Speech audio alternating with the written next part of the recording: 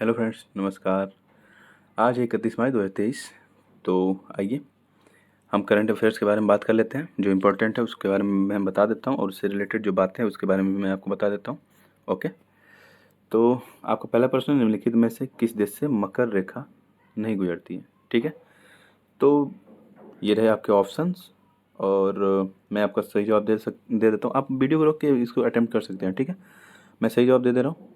इसका सही जवाब है जिम्बाब्वे। जिम्बाब्वे से मकर रेखा नहीं गुजरती है। अब मैप में देखे होंगे तो जिम्बाब्वे से मकर रेखा नहीं गुजरती, बल्कि नमीबिया, बोत्सवाना, मेडागास्कर से होके जाती है। मैं आपको मैप में दिखा भी दे रहा हूँ। अगर ट्रॉपिक ऑफ कैप्रिकॉर्न यानी मकर रेखा की बात करें, अगर साउथ अमेरिका कॉन्टिनेंट में आ जाए तो यहाँ से देखिए आप चिली, ठीक है, अर्जेंटीना, पराग्वे और ब्राज़ील होते हुए निकलती है। उसके बाद अफ्रीका कॉन्टिनेंट में आती है। वहाँ पे आपको नमीबिया, ठीक है, Namibia, Botswana, south Africa, Mozambique, Madagascar होते हुए ये ऑस्ट्रेलिया चली जाती है। ये बात आप ध्यान रखेंगे। और ये अफ्रीका कॉन्टिनेंट ऐसा कॉन्टिनेंट है जहाँ से तीनों रेखाएं, मकर हुई, कर्क हुई और भूमध्य रेखा, तीनों रेखाएं यहाँ से गुजरती हैं। इस बात का भी आप ध्यान रखेंगे। ठीक है, आइए मैं आपको ये देखिए प्रॉपर मैप है। हालांकि धुंधला दिख रहा होगा लेकिन ये आप समझ सकते हैं। यहाँ पे ये मकर रेखा का मैप मैंने दे रखा है। आइए मैं थोड़ा भूमध्य रेखा के बारे में बता देता हूँ। देखिए ये भूमध्य रेखा अगर साउथ अमेरिका कॉन्टिनेंट पे आया जाए तो यहाँ देखिए आप इक्वाडोर से ये प्रवेश कर रही है, फिर कोलंबिया जा रही है, उसके बाद ये ब्राज़ील जा रही है। ब्राज़ील से कैप्रिकॉर्न भी यहाँ से गुजर रही थी, आपने देखा। फिर ये आगे बढ़ती है, उसके बाद साओ टोम प्रिंसेप जाती है, उसके बाद ये अफ्रीका कॉन्टिनेंट में प्रवेश कर जाती है, फिर गैबोन होते हुए Republic of Congo, democratic Republic of Congo, Uganda, Kenya, Somalia, ये होते हुए निकलती है। ठीक है, उसके बाद ये मालदीव से भी गुजर के ये इंडोनेशिया तक पहुंचती है और ये किराबाती तक पहुंचती है। ठीक है, इस बात का भी आप ध्यान रखेंगे। आइए नेक्स्ट बता देता हूँ। हालांकि आप ध्यान दीजिएगा कि ये जो मकर रेखा और कर्क रेखा वो 23.5 डिग्री पे ये स्थित है। ठीक है, अगर हम कर्क रेखा की बात करें तो ये देखिए मैक्सिको से जाती है, फिर गल्फ ऑफ कैलिफोर्निया या मैक्सिको से होते हुए बहामास, वेस्टर्न सहारा, अल्जीरिया, लीबिया, इजिप्ट, माली, नाइजर, फिर रेड सी से होते हुए सऊदी अरेबिया, यूएई, ओमान, फिर अपना सुंदर भारत होते हुए बांग्लादेश, चीन। ठीक है, फिर ये प्रशांत महासागर होके निकल जाती है। ओके, इस बात का भी आप ध्यान रखेंगे। हालांकि ये ज़्यादा लोड ना लीजिएगा आप लोग, इसको बस देख लीजिए। ठीक है, और ये मैं क्यों बता रहा हूँ, अब ये तो मेन पॉइंट है मैं क्यों बता रहा हूँ, क्योंकि अभी देखिए नामीबिया से जो चीता भारत आए थे उसमें से जो एक मादा चीता थी उसने एमपी जो कुनो नेशनल पार्क में इन लोगों को रखा गया है, वहाँ पे इन्होंने 4 जो बेबी चीता हैं उनको इन्होंने इसने जन्म दिया है। ठीक है, तो ये न्यूज़ थी और मैं नामीबिया चर्चा में था इसलिए मैं नामीबिया को बता दे रहा हूँ। और कल क्लास में मैंने आपको बता दिया था कि चीता को कंबोडिया ट्रांसफ़र किया जाए, तो नहीं, बाघ भारत में ज़्यादा है, तो बाघ को कंबोडिया ट्रांसफ़र किया जा रहा है, उसके लिए मैं माफ़ी मांगता हूँ। ठीक है, तो आइए आगे बढ़ते हैं। ये है एमपी, मध्य प्रदेश। उसके बाद ये देखिए मध्य प्रदेश से आपको कर्क रेखा जाती हुई नजर आएगी। ठीक है, मध्य प्रदेश से बाउंड्री लगती है उत्तर प्रदेश की, राजस्थान की, इधर गुजरात से, इधर इधर महाराष्ट्र की और इधर छत्तीसगढ़ की। ठीक है, इस बात को भी आप ध्यान में रखेंगे। ओके, आइए नेक्स्ट क्वेश्चन देख लेते हैं। नेक्स्ट क्वेश्चन है कि भारत द्वारा चाबहार बंदरगाह को विकसित करने का क्या महत्व है? ठीक है, तो ये रहे आपके ऑप्शन। आप वीडियो को रोक के भी इसको अटेम्प्ट कर सकते हैं। हालांकि मैं इसका आंसर बता दे रहा हूँ आपका, इसका आंसर होगा ऑप्शन सी। क्या है कि महत्व क्या है, तो देखिए अगर ये चाबहार बंदरगाह बनता है तो भारत की जो है पहुंच अफगानिस्तान, मध्य एशिया तक हो जाएगी बिना पाकिस्तान के डिपेंडेंसी के। ठीक है, भारत को पाकिस्तान पर निर्भर नहीं होना पड़ेगा कि पाकिस्तान से होके जाना। अगर ये बंदरगाह बन गया तो यहाँ से भारत डायरेक्ट अफगानिस्तान तक जा सकता है। ठीक है, ये देखिए ये है अपना सुंदर भारत और ये है मुंबई, ये अरेबियन सी होते हुए, ठीक है, ये गल्फ ऑफ ओमान होते हुए ये ईरान तक, यहाँ तक चाबहार बंदरगाह यहीं पे मिलेगा आपको। ठीक है, यहाँ तक पहुँच बन जाएगी। जब यहाँ तक पहुँच बन जाएगी तो ऐसे होते हुए ये अफगानिस्तान तक पहुँच जाएगा, मध्य एशिया तक पहुँच जाएगा भारत। ठीक है, तो ये भारत का प्लान है। तब ये इस तरह से पाकिस्तान से बार बार कहना नहीं पड़ेगा कि हाँ हमें रूट दो, जाने दो, व्यापार करना है, ये तो थोड़ा सा सहूलियत हो जाएगी भारत के लिए। यहाँ पे आपको चाबहार बंदरगाह मिलेगा, यहाँ पाकिस्तान का ग्वादर बंदरगाह है। ठीक है, इस बात को भी ध्यान रखेंगे। ये गल्फ ऑफ ओमान है, इस बात को भी आप ध्यान में रखेंगे। ठीक है, बस आप देखते जाइए। अगर हम कुछ और यहाँ पे बात कर लें तो जैसा कि आपको मैप में दिख रहा है ये है चाबहार बंदरगाह, ठीक है, ये है ग्वादर बंदरगाह जो कि मैं बता चुका हूँ, और ये है बंदर अब्बास, ये ईरान का सबसे बड़ा बंदरगाह है, ठीक है। यहाँ से आप देखेंगे कि ये जो रूट जा रहा है ये, ठीक है, ये जो रूट जा रहा है और यहीं से ये ट्रांस इधर मुड़ गया है, ये है उत्तर दक्षिण, ठीक है, ये उत्तर दक्षिण गलियारा है जिसे हम बोलते हैं इंग्लिश में international north south transport corridor, ठीक है, इसे हम बोलते हैं international north south transport corridor, ठीक है। ये जब बना था तो उस समय रूस, ईरान और भारत एक साथ आए थे सन 2002 में, ठीक है। तब ये गलियारा बना था, उन्होंने हस्ताक्षर किया था कि ये गलियारा बनाया जाए जिससे कि कनेक्टिविटी क्या होगी, आपको ये मध्य एशिया तक मिल जाएगी, इधर यूरोप तक मिल जाएगी, ठीक है। ये जो INSTC है इसको चाबहार से जोड़ने की भी बात की जा रही है, ठीक है। जब ये चाबहार से जुड़ जाएगा तो ये ईरान होते हुए कैस्पियन सी होते हुए ये ऐसे जाएगा, ठीक है, और ये मास्को तक जाएगा, ठीक है, रसिया के मास्को तक जाएगा। उसके बाद यहाँ से आप नॉर्थ जो यूरोप का हिस्सा है उसको भी आप आसानी से कवर कर सकते हैं, ठीक है। तो इस पे अगर आप कुछ ज़्यादा जानकारी जानना चाहते हैं तो मैं आगे कभी बता दूंगा, हालांकि ये आप ध्यान में रखिएगा INSTC, ठीक है, और चाबहार पोर्ट।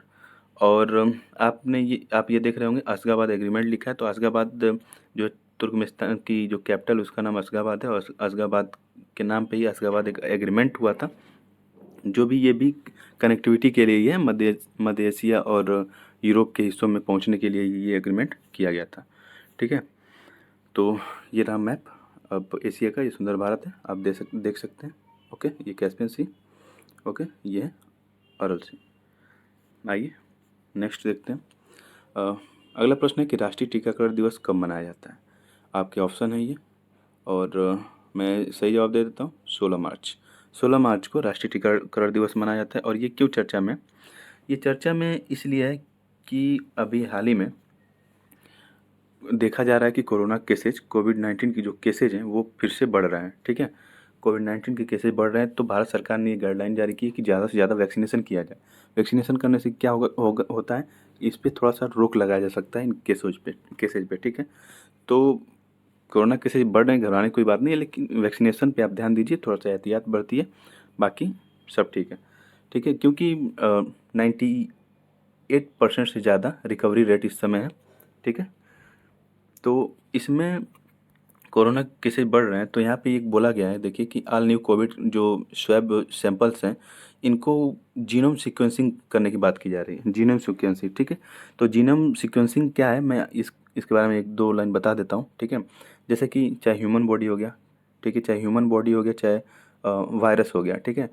तो ये इनका स्ट्रक्चर जो होता है या तो DNA या तो RNA से ये बने होते हैं, ठीक है, RNA से बने होते हैं, इन्हीं के द्वारा, ठीक है। जिम फिर इस जो DNA RNA से इनका जो स्ट्रक्चर तैयार होता है, इन्हीं को जीनोम सीक्वेंसिंग द्वारा क्या किया जाता है, इसका स्ट्रक्चर पता किया जाता है, जिससे कि ये पता चल जाए कि ये वायरस कितना खतरनाक है, कैसा दिखता है, ठीक है, और इसके कौन से वेरिएंट से संक्रमण का ज़्यादा खतरा है, ठीक है, और ये कितना म्यूटेशन कर सकता है, ये सब बातें जीनोम सीक्वेंसिंग में पता चलती है।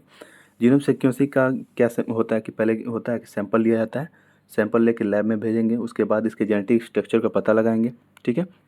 फिर जब इसका जेनेटिक कोड पता चल जाएगा कि यहीं से यहाँ पे म्यूटेशन हो रहा है, ठीक है, तो उस उसके हिसाब से वैक्सीन तैयार की जाती है और दवाई तैयार की जाती है, ओके। तो राष्ट्रीय टीकाकरण दिवस चर्चा में था, इसलिए मैं आपको सॉरी, ये कोविड-19 की वजह से चर्चा में था, इसलिए मैं बता दिया कि राष्ट्रीय टीकाकरण दिवस कब मनाया जाता है। तो ये 16 मार्च को मनाया जाता है, इस पे आप ध्यान देंगे।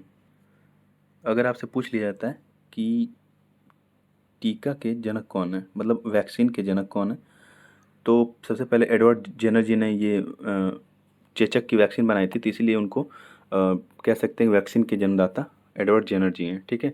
और 16 मार्च की बात करें तो ये क्यों इम्पोर्टेंट है, मतलब कब ये 16 मार्च का दिवस ही रखा गया राष्ट्रीय टीकाकरण दिवस के रूप में, तो 1995 में, 16 मार्च 1995 में जब पोलियो मुक्त अभियान चलाया जा रहा था भारत द्वारा, तो 16 मार्च 1995 द्वारा के दिन ही ये शुरू किया गया था, पहला टीकाकरण अभियान पल्स पोलियो अभियान शुरू किया गया था, तब से 16 मार्च चर्चा में रहता है और हर साल 16 मार्च को राष्ट्रीय टीकाकरण दिवस मनाया जाता है लोगों को जागरूक करने के लिए। ओके, आइए आगे कुछ बातें कर लेते हैं। आपका अगला प्रश्न है, वन्य जीव संरक्षण अधिनियम कब लाया गया था? ये आपके ऑप्शंस हैं, ठीक है, और मैं सही जवाब दे देता हूँ 1972। ओके, तो ये क्यों चर्चा में था? अभी आप लोग हाल ही में देखे होंगे कि आरिफ और आरिफ, ये मोहम्मद आरिफ हैं, ये आरिफ जी हैं, और ये है करेन सारस। इन दोनों की दोस्ती के बारे में काफ़ी सोशल मीडिया पे आपने चर्चाएं या न्यूज देखी होंगी, ठीक है। ये देखिए, द इंडियन एक्सप्रेस ने भी कवर किया था कि आरिफ एंड हिज सारस, the special bond between crane Indian and Indian farmer, ठीक है। तो एक मतलब कुछ समय पहले ही आरिफ जी ने सारस को कहीं चोटिल पाया था, तो उन्होंने इनको इस बचाया था, ठीक है। तो इसलिए ये चर्चा में थे। ये देखिए, अपने अखिलेश जी हैं और ये चर्चा में थे। तो अभी हाल ही में सरकार ने क्या किया कि जो सारस है इनके पास, ठीक है, क्रेन क्रेन जो है यूपी का राजकीय पक्षी भी है। तो जो गवर्नमेंट है इसको वन्य जीव संरक्षण अधिनियम के तहत जब्त कर ली, मतलब ले गई और कानपुर के जो एक पार्क है उसमें उसको छोड़ दिया, ठीक है। तो इस पे काफ़ी चर्चा और बहस होने लगी कि क्या आरिफ जी से मतलब सारस को अलग करना, क्या ये सही है या फिर ये एक राजनीतिक मुद्दा है, क्या है? बहुत सारी बहस हुई।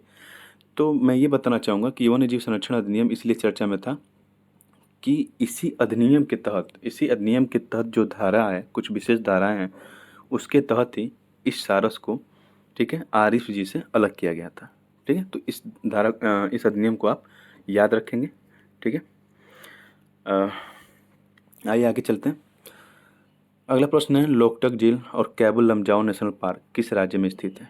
ठीक है, ये रहे आपके ऑप्शंस और इसका सही जवाब है मणिपुर, ठीक है। मणिपुर में आपको लोकटक झील और कैबुल लमजाओ नेशनल पार्क देखने को मिल जाएगा, ठीक है।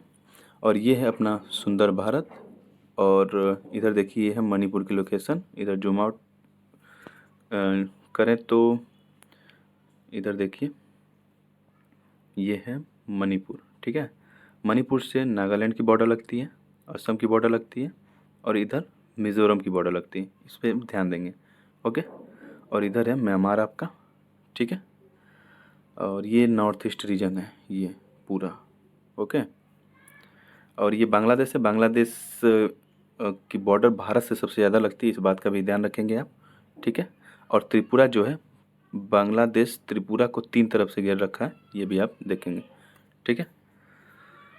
आइए नेक्स्ट।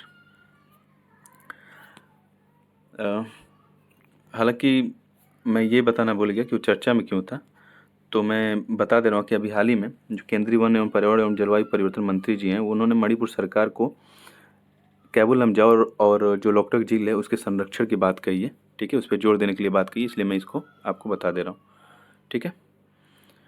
आइए आगे चलते हैं। अगला प्रश्न है, अंसी नेशनल पार्क या काली टाइगर रिजर्व किस राज्य में स्थित है? अंसी नेशनल पार्क और काली टाइगर रिजर्व ये आसपास दोनों स्थित है, इसलिए मैं इनको दिखा दिया, क्योंकि आप जब सर्च करेंगे तो काली टाइगर रिजर्व और अंसी नेशनल पार्क एक ही साथ दिखाएगा, ठीक है। तो ये किस राज्य में है ये आपको बताना, ये आपके ऑप्शन है, ठीक है। और मैं इसका सही जवाब दे देता हूँ, ये कर्नाटक में स्थित है, ओके। और ये मैं क्यों बता रहा हूँ, क्योंकि अभी हाल ही में कर्नाटक में विधानसभा चुनाव होने वाले हैं मई में, ठीक है। मई में विधानसभा चुनाव होने वाले हैं, तो इसलिए मैं कर्नाटक की न्यूज़ आपको बता दे रहा हूँ। और ये रहा मैप में कर्नाटक, आप देख सकते हैं, ठीक है। इसकी बॉर्डर गोवा से लगती है, महाराष्ट्र से लगती है, तेलंगाना, आंध्र प्रदेश, तमिलनाडु और केरल, ओके। कुछ और नेशनल पार्क हैं जिनके बारे में मैं बता दे रहा हूँ। कर्नाटक में आपको अंसी नेशनल पार्क मिलेगा, बनेरघट्टा मिलेगा, कुद्रेमुख मिलेगा, बांदीपुर मिलेगा और राजीव गांधी या नागरहोल बोल सकते हैं, ये नेशनल पार्क आपको कर्नाटक में देखने को मिलेंगे, ठीक है। आइए आगे चलते हैं। अभी हाल ही में लंदन में, सॉरी हाल ही में बोल रहे हैं, सॉरी, क्वेश्चन है, लंदन में इंडिया हाउस की स्थापना का श्रेय किसे दिया जाता है? ठीक है, तो ये रहे आपके ऑप्शंस और मैं आपको सही जवाब दे देता हूँ, श्याम जी कृष्ण वर्मा। श्याम जी कृष्ण वर्मा ने इंडिया हाउस की स्थापना की थी लंदन में। तो ये प्रश्न पूछा जाता है इतिहास के संदर्भ में, तो ये क्यों चर्चा में था वो मैं आपको बता देता हूँ। ये देखिए, अभी जो हमारे प्राइम मिनिस्टर जी हैं उन्होंने क्या इनके पुण्यतिथि पे 31 मार्च को इनकी पुण्यतिथि होती है, 31 मार्च को, ये श्यामजी कृष्ण वर्मा की। तो इनकी पुण्यतिथि पे इन्होंने इनको श्रद्धांजलि दी है, तो इसलिए मैं सोचा कि इसके बारे में आपको बता देता हूँ। ठीक है, तो इंडिया हाउस की अगर स्थापना पूछे किसने किया था लंदन में, तो वो है श्यामजी कृष्ण वर्मा। ठीक है, ये एक क्रांतिकारी थे और ये पहले ऐसे भारतीय थे जिन्होंने ऑक्सफोर्ड में एमए किया था। ठीक है, ऑक्सफोर्ड जो है लंदन में, वहाँ पे इन्होंने एमए भी किया था। ये पहले ऐसे भारतीय थे। ठीक है, आइए, बस इतना ही। वीडियो आपको कैसी लगी कमेंट बॉक्स में लिख के ज़रूर बताएं। Thank you. अगर अच्छा लगा तो चैनल को सब्सक्राइब और शेयर भी कर सकते हैं। धन्यवाद।